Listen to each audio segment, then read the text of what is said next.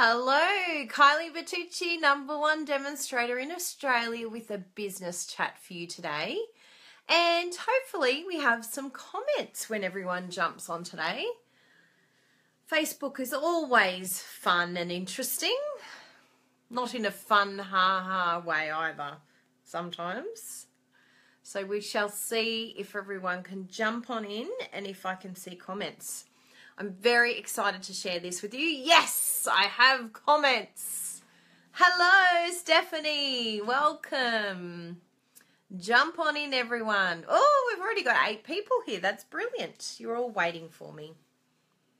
Sorry I had to leave. I had to turn it off and back on again because that always fixes everything. I can see you now, Sarah. Yes, I can. Oh, I like the new flower one. That's thankful.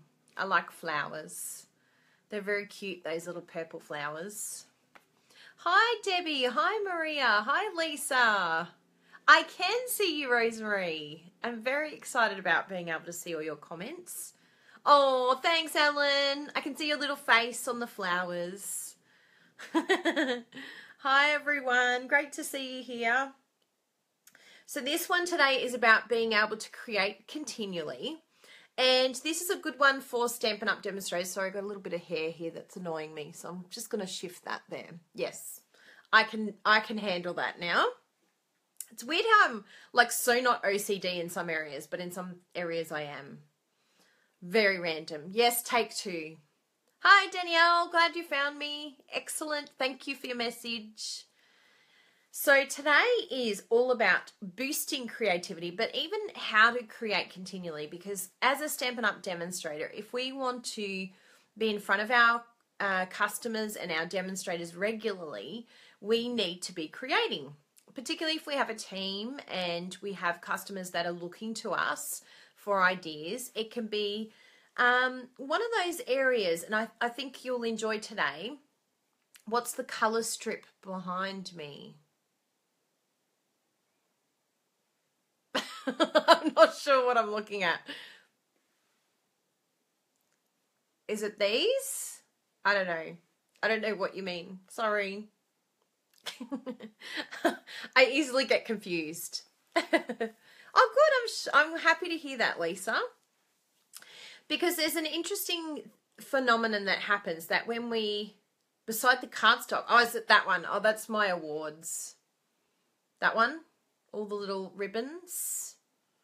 Is that the one? Anyway, that was from my on stage live last year, all the awards that I won. Pretty special. I should bring it over one day. So, yes, anyway, where was I? So being a Stampin' Up! Demonstrator requires us to create continually. Yes, too many awards. It went past my privates. It went a bit too long. It was like between my legs. It was a tad embarrassing. I'm like, maybe Stampin' Up! Needs to bring back badges. Earned, not won. I love that. So yes, very true.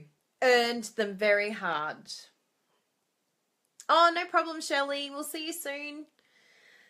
So yes, there's a lot of pressure on us as demonstrators to create. And we need to create. That is part of our job description if we want to inspire our customers and we want to inspire our team members. So how do we go about doing this week in, week out, particularly when there's days when you wake up and you do not feel like creating? And we all have those days where we can feel like, yes, today I feel like creating and it's fun and it's great. But particularly when it becomes a job description, it does change your outlook towards creativity. And it can be a real challenge, particularly if you have a goal for blogging a certain amount per week, or you have certain challenges that you have set, a goal to be part of something like the Global Design Project every week or something like that. So how do we go about it? Now, I did a little bit of research on this, and it's actually very interesting to see what sparks creativity. And of course, it's going to be different in every person. And I also had my own insecurities that I had to get over as well. So I want to explain a little bit about what I had to do to be able to create. Now, one of the areas that I found fascinating was the more often, and this was from the research as well, the more often you create with a purpose, the better you get at it. Please don't think that creativity is something that you are necessarily born with. Some people are naturally gifted in creativity and it just continually comes to them. But majority of us have to work hard at creativity and find inspiration from different areas. One of the things that really helped me was being able to really get specific as to what my style is. So, are you floral? Are you girly? Are you feminine? You could say, not girly, but feminine. Do you love lots of layers?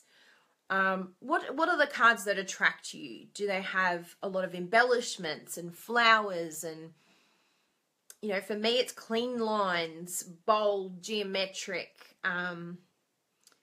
very little embellishments. But I had to, and it depends on your mood. Absolutely, I agree with that, Julie.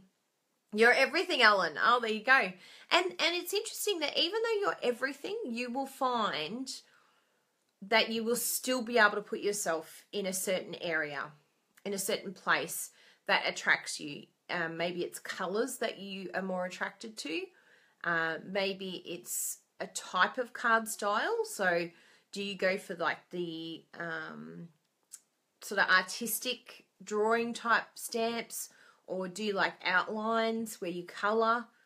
You know, are you someone who just absolutely loves coloring, or is that something that puts you off? Do you love using paper? Do you not? And there's different things that we can definitely work on. And I can say that I'm a bit of everything too. However, I know my style now. I know my niche. Yep, vintage is another one. Yep, there could be another one there. Shabby chic. There could be a lot of different things that you just know you absolutely love, and it just draws you to those cards, and they're the ones that you are attracted to the most. And that's usually your style. That's your thing. And once you work out your style and the things that you love personally, it makes creating a whole lot easier. So Sarah said she can't pin down my style other than bright colors, lots of layers, lots of fidgety bits and bling. Is there a name for that? I would say that is feminine, but in itself, the fact that you have said that you love layers, you love the embellishments, that you love, you know, those bright colors, that in itself, you just have to name it. Just find a name for what that is. And it could be a mix of different things that you've named. Like, I never ever thought it would be like, for me, retro, geometric, bold. I always thought clean and simple, but to now hone it down to retro, bold, geometric, it just means so much more to me. And it doesn't mean that I always do retro, and it doesn't mean I always do bold. It doesn't mean that I always do geometric, but you can see even from, I'm sorry, it'll be back to front, but even from this card here, this is very, very me, and yet it's not necessarily geometric. Although, you know, these are not your typical sort of soft, like I'm not a soft, flowery type person. And so finding out what your little niche is and what you love will definitely help you. And it's interesting, if you were saying depending on the mood, and I totally agree on that. And the other thing that I looked at with my research is sometimes we create for us, but sometimes we create for other people too. So some of my cards recently have been very much thinking about another person. So if I'm thinking about another person, my creativity completely changes, and it changes what I do. And this can be also the same if you're listening to a certain type of music, a certain type of person that you're talking to on the phone. If I'm talking to someone on the phone, it does change. And so you just need to work out, and none of it's wrong, but it's just being comfortable in your own skin, your creative skin, and owning what you do and not being afraid. I think that I had to go through, and I'm not sure if anyone else is the same, but I had to go through a process where I gave myself permission to show my creativity without getting too emotional. Because there's something very, very personal and very unique about creativity, and there's something very, yes, it's very emotional to us, because it's like part of us that we're basically putting out into the wide world to say, hey, what do you think? And I had to let go of what do you think, because ultimately it doesn't matter what anyone thinks. It's for me, and it's for those that do love it. There's going to be people that don't like it, and that's totally fine. And I had to realize that that's totally fine, because I'm the same. I will look at cards and I go, nope, not my style. That does not mean anything towards that person. It doesn't mean I don't like that person. It doesn't mean that I will always not like their cards, but I have an opinion, and people are welcome to have an opinion with my cards as well. And some will say, no, it's not for me. As long as they don't actually write a comment saying that, otherwise they're going down. But no. It's just manners. Just use your manners. Just, if you don't have something nice to say, don't say it at all, I say. But don't be afraid of the judgment. Don't be afraid of people not liking it, because there's always going to be someone out there that loves your work. And just because I do a certain style does not mean that my customers and my team members have the same style. And helping us to unlock our own creativity and our own likes and dislikes is a really good thing. And yeah, it doesn't mean that I'm the only one that can inspire my team and I'm the only one that can just entice my customers. There's Pinterest, there's amazing things on there for them to look at exactly what they love and what really connects them to Stampin' Up. And it may not be through me, and that's okay. That is totally fine. Oh, very good, Kayla. So I've seen a few different articles that I found online, and there was some really, really interesting feedback and research done in regards to creativity. And one thing that seems to be the same in every article that I read was that it does not come down to good genes, and that creative thinking can be enhanced, or you can improve on it the more that you do it. Yes, absolutely, Lisa. There's certain things and certain products that we love too. And until we see it done a certain way that connects with us, we may not be interested in that product until we see it used a different way. Like, I know for a lot of my customers, they weren't interested in the Eastern Palace bundle until they saw, there was a couple of demonstrators that did. I think Patty Bennett was one of them. And I can't think of the other demonstrator, but they did a sunflower with the Eastern Palace bundle. And that was the one stamp, that one card was like, I need it. I need it now. That has done it. So, yeah, and Kayla said the same thing. It might take one video or someone's card and then you're sold on that set. So we're exactly the same. We're looking for that thing that we are connected to emotionally and connected to creatively. And usually that will help you to understand where your creativity is and what you feel emotionally connected to as well. So something that is really, really interesting in regards to creativity is that the idea of restricting yourself. And I really liked this concept for Stampin' Up! Demonstrators, because the one thing that we happen to have is a lot of product, a lot of options, a lot of ideas. Like, we'll go to Pinterest and you'll see thousands and thousands of ideas in front of us. And what tends to happen is by having too much, we don't do anything. So it can overwhelm the brain, it can overwhelm ourselves, and you need to restrict yourself. So what's one thing that I tend to do when I need to create? So say I've got the Global Design Project coming up and I've got to create, and I've got a theme. So that's great. The Global Design Project's really good for me because it channels me into restriction. So I've got this theme, so already I'm restricting. Then I say to myself, am I going to use new product, or is it time to use some retiring product? What's the product I'm going to use or highlight for that particular post? So then I look and I'm like, okay, yep, this one fits within that. I'm going to use this product. And then I say to myself, what colors am I vibing? And I'll stick to those colors. I'll go, am I using Designer Series paper? I'm going to use that for my inspiration. And then my colors will stem from that if I can't think of a color combo. or if I'm getting stuck in a color combo, don't always, because we tend to always go to a certain color combination.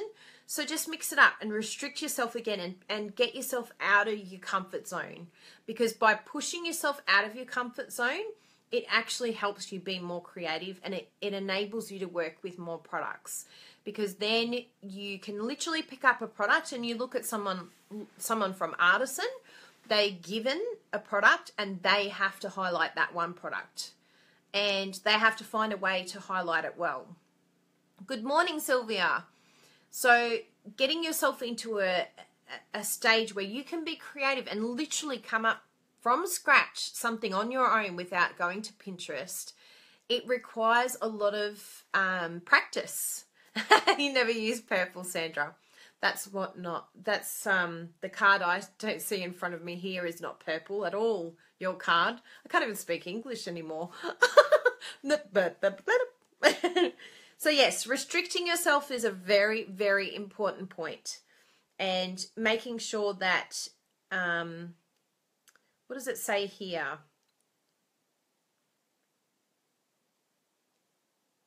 Yeah, the limiting nature of the task can bring out your most creative side.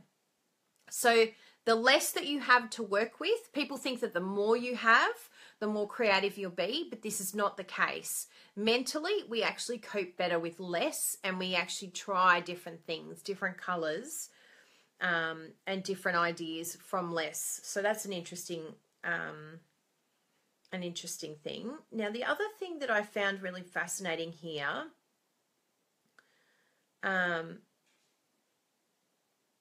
yeah, it says here, no interrupting yourself. So separate work from consumption. So this is really interesting, like basically separating your work, your creative time with your work time. And something that I really try hard to do is completing a craft project. It is very rare for me to start a craft project and not finish it at the time. And I know everyone is different, but for me, I think being disjointed, and I think this is what this section's talking about, that if you become disjointed in your creativity, that it can end up creating frustration, because you don't finish the project, you come back with different eyes, then you change it, then you come back, and then all of a sudden this project that really should take a maximum of, say, 15 to 20 minutes is usually what I give myself to create a card. So again, restrict yourself. So even from a time point of view, I restrict myself. And it's not like I watch the clock, because I'm kind of in a routine now that it needs to get done.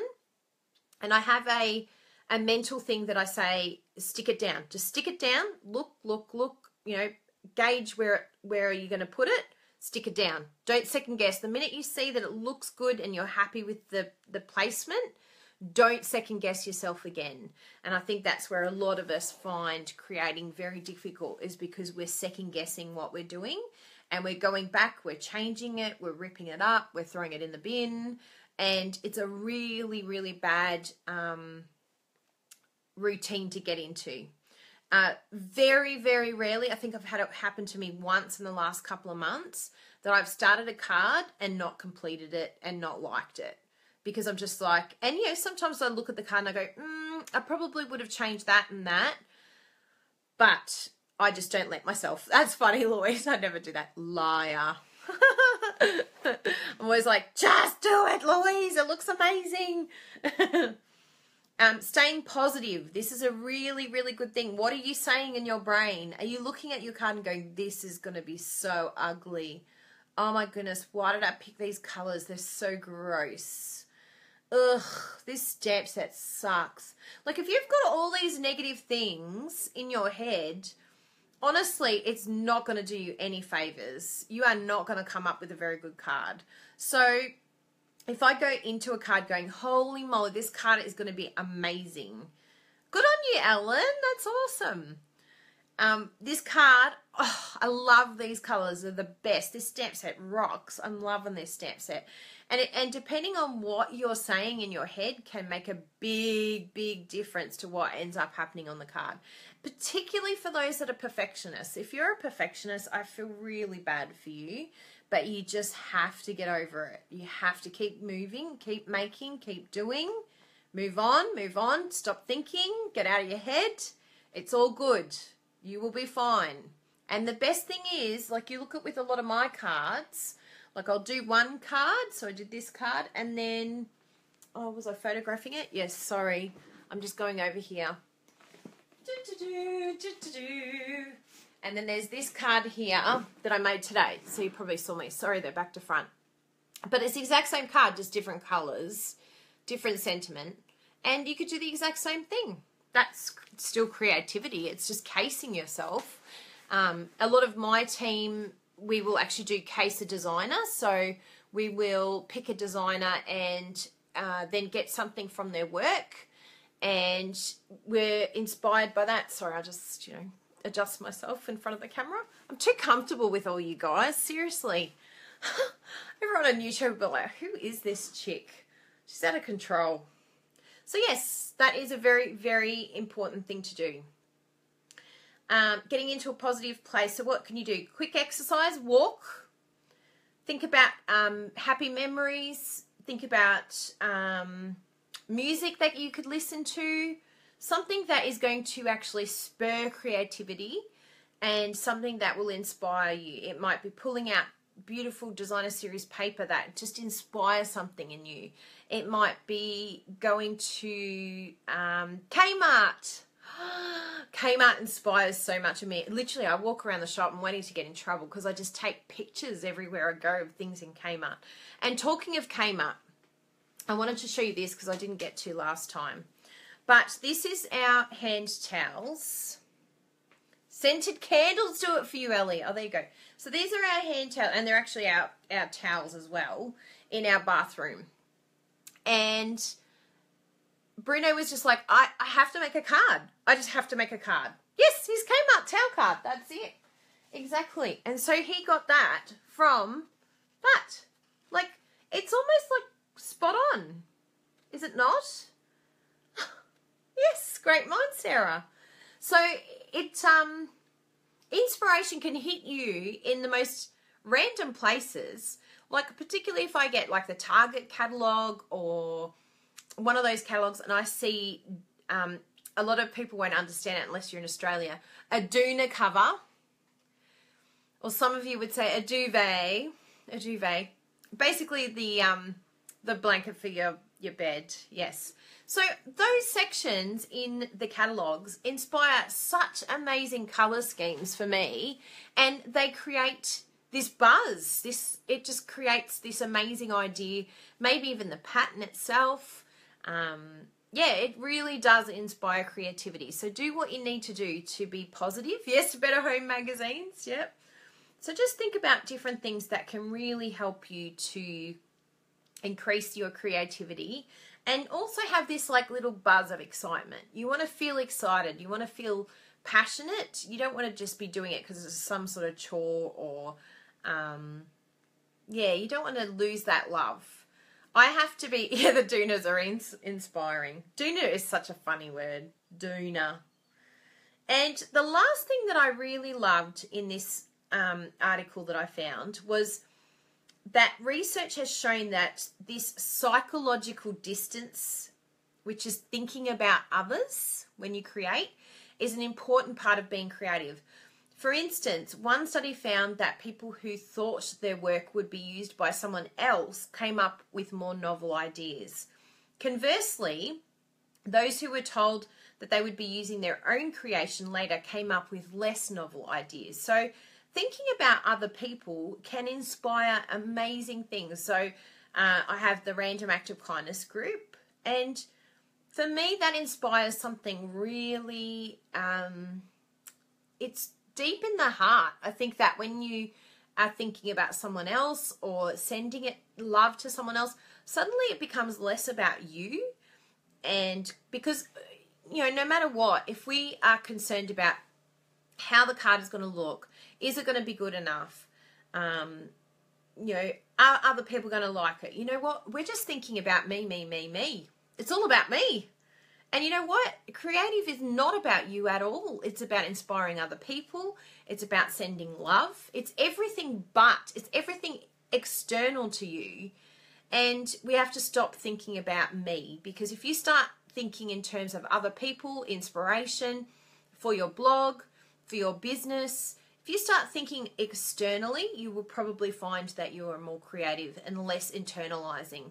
If you internalize, you get insecure, you question yourself, you doubt, you second guess, you hold back.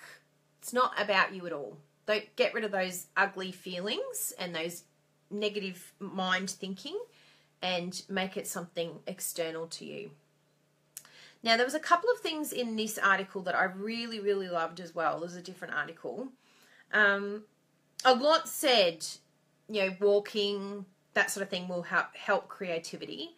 But there was also this one here that learn through collaboration. And that's something that I've done with my Crazy Crafters team that has really helped us to become more creative. And I can see my team have actually increased in their creativity. And they're an incredible artists, because they're able to turn around something in a very short period of time with little or no fuss. And that is because we do a Case the Designer blog hop every 2 weeks.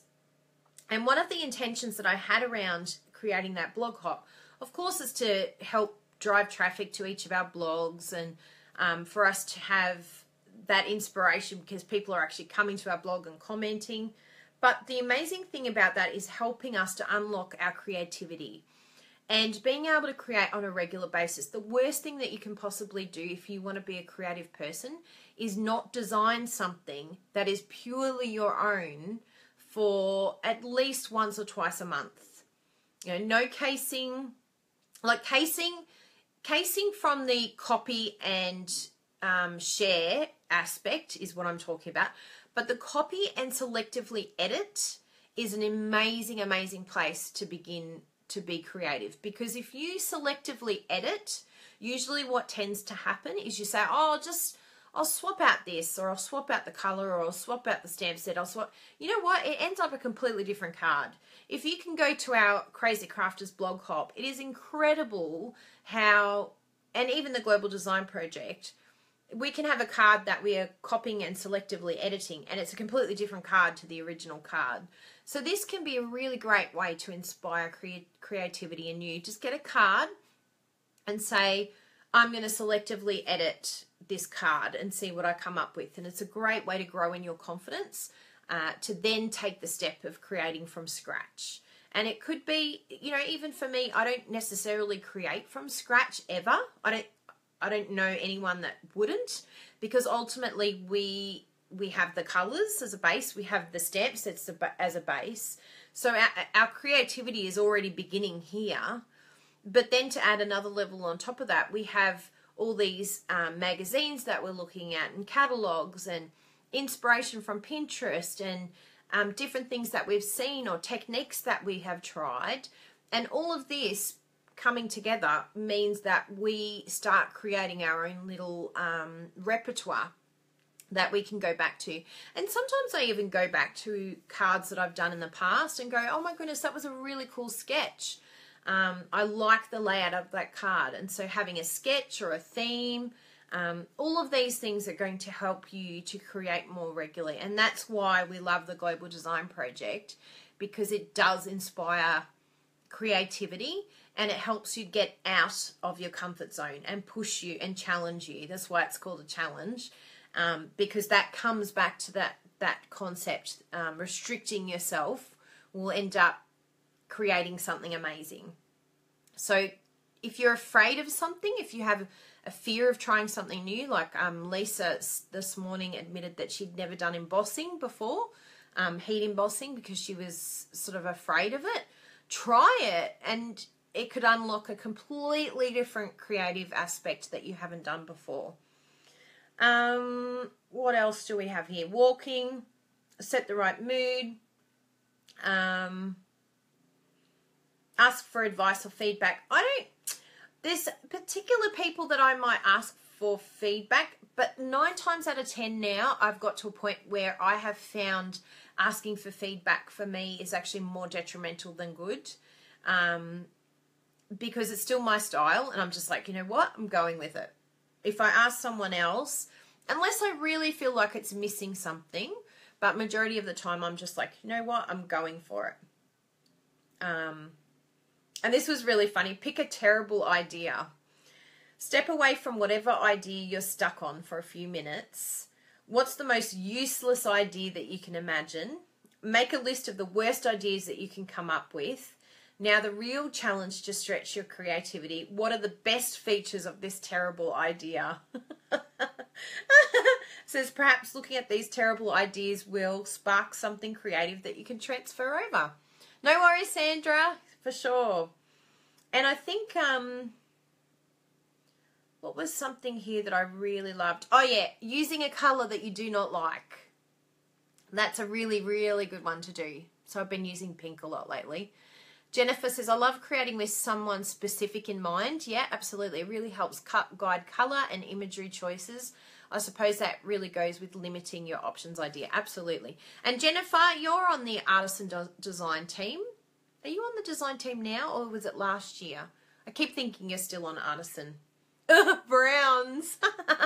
Get those browns out, Sarah. Start using them. But that's very, very true, Jennifer. I like that point. So yeah, they're probably the main things that I found were excellent. But just really just pushing yourself out of your comfort zone. Oh, the other thing that was really good too was becoming an explainer. So yeah, I'm the same with pink. It was last year. I thought so, Jennifer. Yes, purple and orange. Oh, I don't mind orange actually, but purple doesn't do anything for me. So maybe I need to do some purple. Although I have done a few purple cards lately.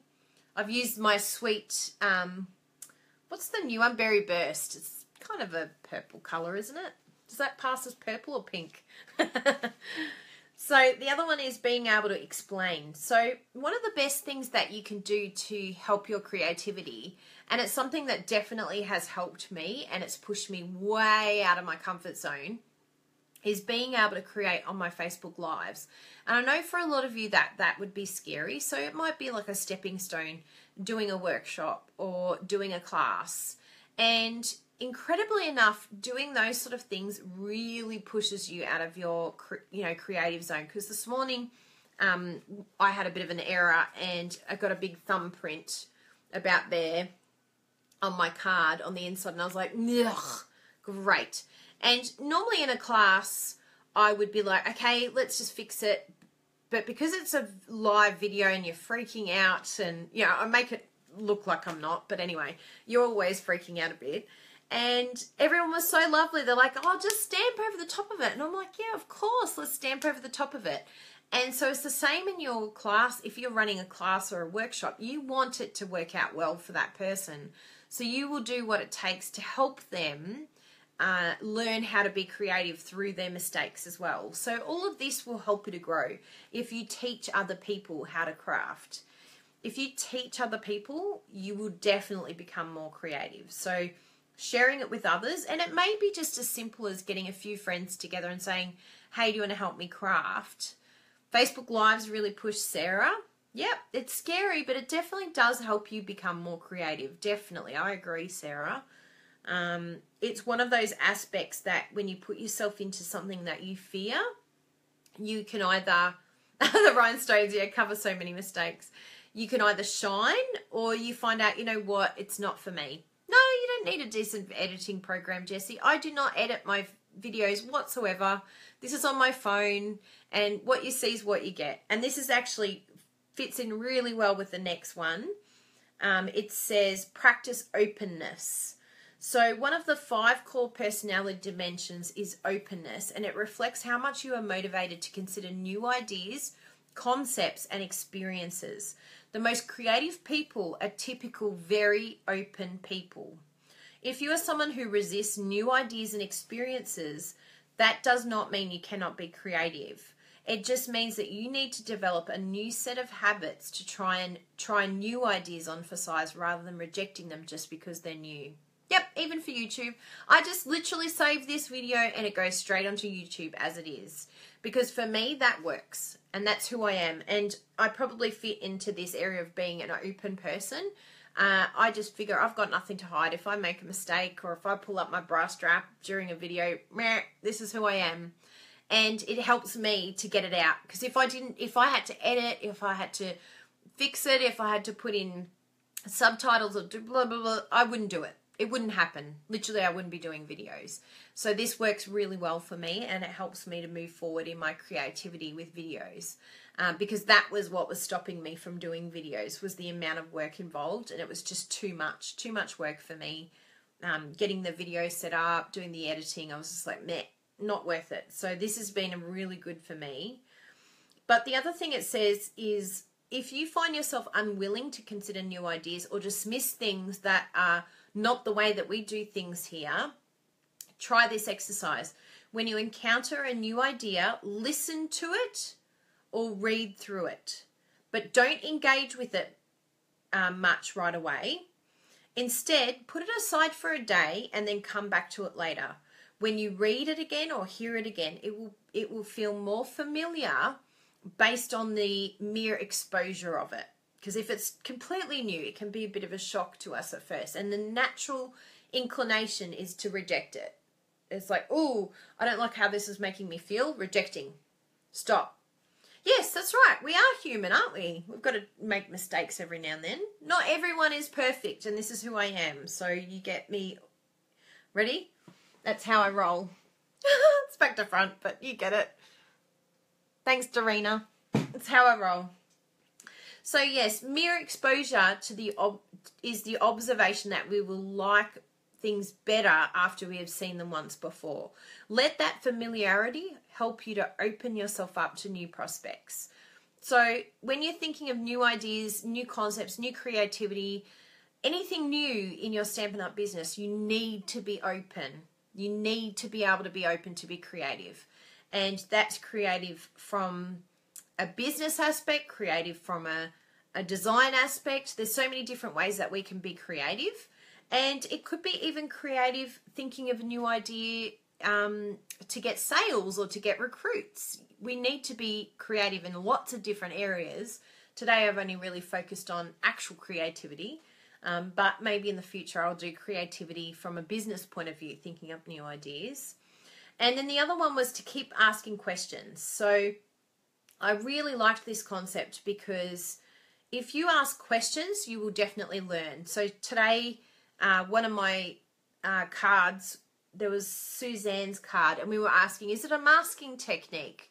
Did you sponge afterwards? How did you do the dots? And it's the only way that we can learn from each other with different techniques and skills. Have I got it here? It's a beautiful card. Yeah, there it is. She used Patty's stamp. I'll flip you around because it deserves to be around the right way. So that one. Flip. Ha. There we go. So that is what Suzanne did. And she did some masking techniques. Someone asked, did she do emboss resist? But I felt it. I'm like, no, it's not emboss resist. I'm pretty sure it's masking. And by just sort of dissecting what she's done on this card, and this is from the Random Act of Kindness card group, it already helped me with some new ideas. I'm like, you know what? I haven't done masking for a while. Using just the water droplets on the base after she sponged it, that's a really cool technique. Even the way that she's done these little backing. So that's actually like our clear, what are they called? I think they're called clear enamel dots or something like that. And she's taken the backing off and then put color on it.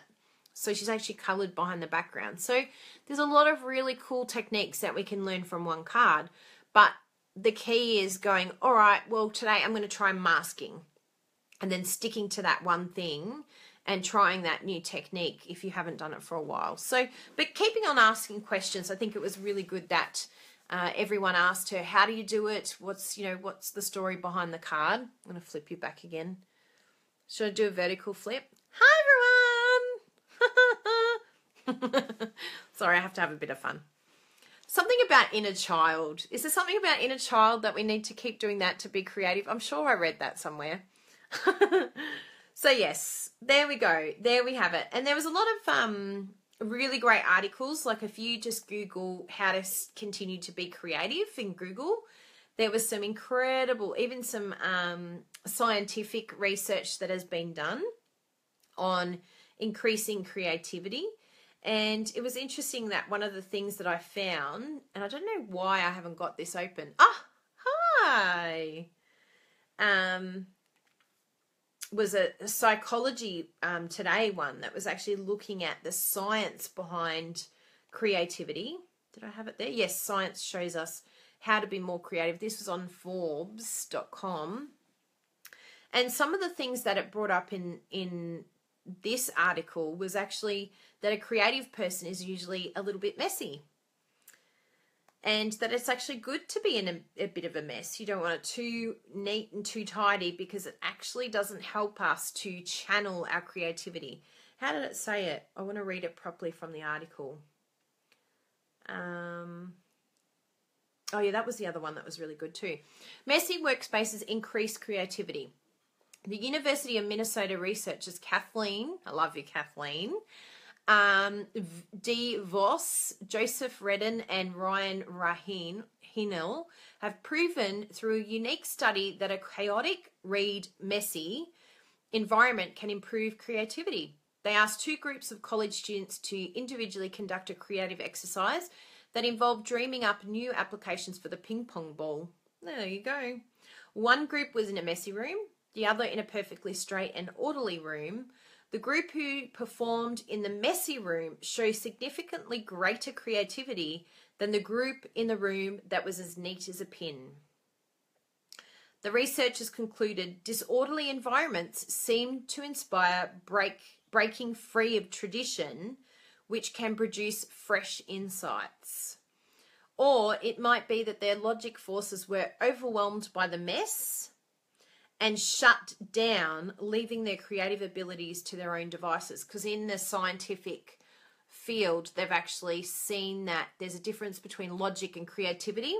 And if we have too much logic, then we stifle our creativity, and that they're 2 separate entities. It's all very interesting. So if you really want to try that, try doing it in a messy room and see what. And it's not, like, you don't want to be messy, but with me, I never have things in place. No matter what, I try and have things in place, and it literally never happens. And that could be the reason why, that I don't want it. I don't want to become logical. I want to stay in the creative aspect. And, you know, as Becky said, it doesn't work for everyone, but I found that very interesting. Because I'm sure the people who were doing the ping pong ball exercise would probably rather a neat room. And then also too, this was another interesting thing, talking about the science behind creativity. It says we all have optimal times for complex cognitive tasks. It says I'm more of a morning person. You may be more of an afternoon or evening person. I'm not a morning person. I'm more evening. Now, it would stand to reason that our levels of creativity would map our optimal cognitive times of the day. Turns out it's just the opposite. Psychologist Mareki With and her colleagues conducted a study, and they found that solving problems that require creativity were more easily solved when people are less alert. And they said they explained it this way. So a psychology professor explained it. He said sometimes people's ability to think about information in a new and an unusual way can actually be hampered when they wield too much brain power. So if you have too much of your logic, too much brain power, then that actually can affect your creativity. So, and that makes sense, because do a lot of crafters, I think a lot of us burn the midnight oil, or we wake up at weird times and we create at weird times. And I think that kind of explains this whole thing. It says a great example of detaching from reality here. In this case, the fatigue that limits our brain power from getting in the way of creativity. So the fatigue in the brain is actually what ended up helping them be more creative. Yep. Walking. I'm not sure what that one was. Anyway, they were the main ones. Walk when you need ideas. Allow your creativity spaces to be a little messy, not too crazy. bore yourself before creative periods. So what I tend to do is get all of my ugly business stuff that I don't want to do out of the way. And then I'm like, I need to create. And I find that if I'm bored, or if I've done something mundane and then I create, I'm actually more creative. Leave creative times to your off moments when you're too tired to get it done your own way. Find ways to daydream more. Imagine yourself in Paris. Oh, I like that. Dim the lighting. And yeah, I really liked those points. So there's a few different articles that I have meshed together, but I really, really enjoyed looking at the creative aspect, particularly for card making or doing our projects for our blogs, and particularly when we have to perform, because there's a lot of blogging, there's a lot of creating every week. You know, I'm looking at least 3 to 4 projects per week that I need to create. Hi, Randy. And so sometimes it can get overwhelming, but if you know when you work best, if you know your style, if you know that you are going to get judgment and it's okay, then all these things, thinking positive, not being too much of a perfectionist, all of these things are going to help you to be more creative, and it won't stifle you, because we do end up getting choked. And I think that's when people lose their mojo, because they're either picking the wrong times, they're thinking negative things, they're spiraling into a place that's not good, they can't get out of it, and they're not finding things that are inspiring them. How do we get on the blog hop wagon? Well, tomorrow, good segue, Tammy. It's like as if I asked you to do that. Tomorrow I have the international highlights on my blog, and I do it every month. This month is masculine cards is the theme, and it's kind of like a blog hop. It's a little bit different, but I will put the details on the link here when I finish. You can join a group, International Highlights, and the winners, basically anyone in the world can vote on your card. And if you win in the top 10, you will get to blog hop along with me, and hopefully Bruno next time. I'll make sure he's on there. So there is an opportunity to hop there. Also, for the Random Act of Kindness group, we've just started a monthly blog hop over there.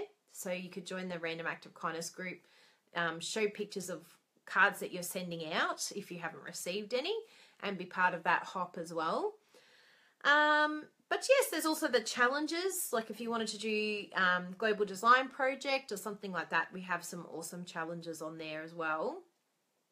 And for those that live in Australia and want to push themselves to learn a little bit more or have a little retreat, a little getaway, sadly I can't be part of it. I wish I was, but the lovely Louise Sharp is holding a retreat in August from the 11th to the 13th of August in Sydney. So if you want some more details, you can contact Louise Sharp if you just go to her Facebook page or even her business Facebook page and contact her about more details as to how you take part in that. She has limited spots, so don't delay if you live in Sydney and you want to be part of her little retreat, because it looks awesome. I'm really, really upset I can't make it, but there's just too much going on in our life in August, as per usual. So yes, definitely get in contact with Louise. What is with this little hair? It's like doing its own little thing. It's annoying me today. And I think that's me. Over and out for now. I hope you enjoyed the talk today.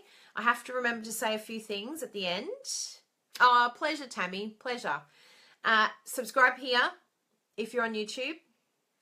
If you're on my Facebook page, make sure you follow me so that you get the updates. And please, please, please share this video with others that you think will benefit from my talk today. If you have team members, other demonstrators, anyone you can, please share. And I have one question for you that you can answer when I finish the video today. And the question is, what do you think is holding back your creativity, and how are you going to improve it? What are you going to try to help you come out of that, the issue that you're coping with? So can't wait to hear all your comments. Remember, your comments will help each other. We're all in this together. The more we share about our insecurities and our fears and things that we have to overcome, the more you help other people. And it helps you, because I know sharing helps me a lot. So please continue to do that. Thank you all very much for being here today, and all the best with your week. It's 2 questions. 2 questions then. I have some questions for you. I'm going to make Danielle do a live video and see how she goes. Should we make her do that? I'll add you to this one, Danielle. I can invite you.